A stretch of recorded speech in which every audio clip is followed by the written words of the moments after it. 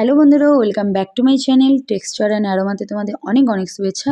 তো আজকে একটা দারুণ ফাটাফাটি রেসিপি তোমাদের সঙ্গে শেয়ার করব, তো তোমরা অবশ্যই কিন্তু পুরো ভিডিও দেখবে। তো শীতকালে এই রেসিপিটা যদি করে রাখো তাহলে আর একদমই বাজার থেকে সস কিনে নিয়ে আসার কোনো দরকারই পড়বে না। তো যেই পদ্ধতিতে দেখাচ্ছি তোমরা সেইভাবে করতে থাকো। তো বাড়িতেই আজকে খুব সহজে সস বানানো, মানে টমেটোর সস বানানো তোমাদের সঙ্গে শেয়ার করব। তো এখানে দেখতেই পাচ্ছ আমি এখানে 7 কিলোর কাছাকাছি টমেটো কিনে নিয়ে এসেছিলাম। নিয়ে এসে এখানে জলের মধ্যে দিয়ে এটা সেদ্ধ করে নিচ্ছি। আর কাঁচা লঙ্কা পরিমাণ মতন দিয়েছি, তোমরা যেমন ঝালটা পছন্দ করবে। যদি স্পাইসি খেতে চাও তাহলে একটু বেশি পরিমাণ দেবে, আর যারা একদমই খেতে চাও না তারা অল্প করে দেবে, একদম স্কিপ করবে না লঙ্কাটা, কাঁচা লঙ্কা, তাহলে বাজে লাগবে। তো অল্প করে দেবে। তো দেখো আমি সুন্দর করে সেদ্ধ করে নিয়েছি, এই যে সব সেদ্ধ হয়ে গেছে।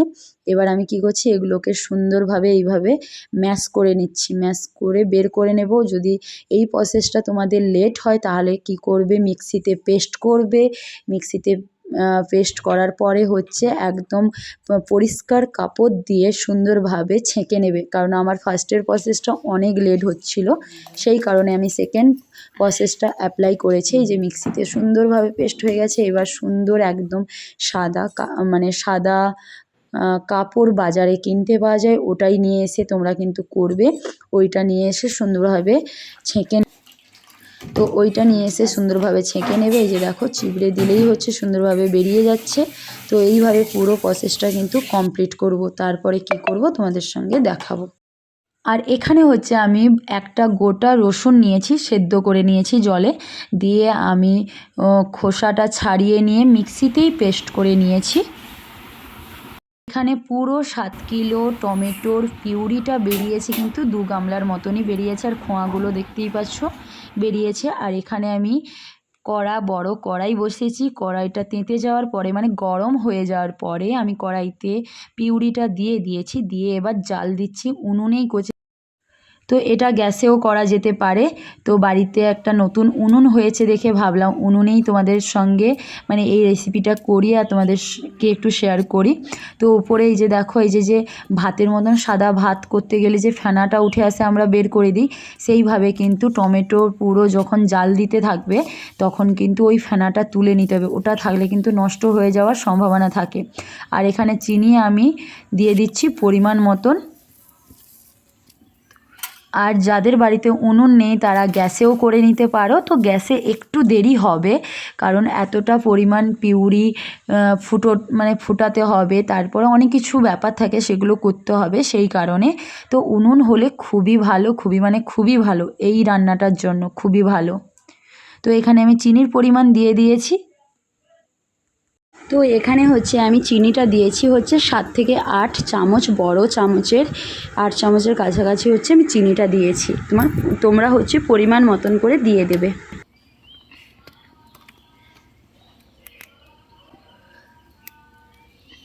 এবার এর মধ্যে আমি দিয়ে দিচ্ছি রসুনের পেস্ট, যেটা আমি করে রেখেছিলাম সেটাই এর মধ্যে দিয়ে দিয়েছি। দিয়ে আবারও কিছুক্ষণ ফুটিয়ে নেব।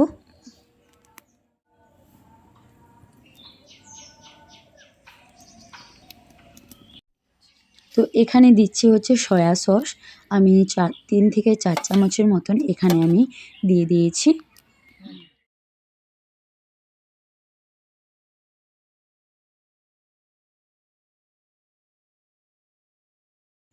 তো এবার এখানে কর্নফ্লাওয়ার 1 চামচের মতন, বড় চামচের 1 চামচ নিয়ে হালকা একটু জল দিয়ে গুলিয়ে এর মধ্যে আমি দিয়ে দিয়েছি।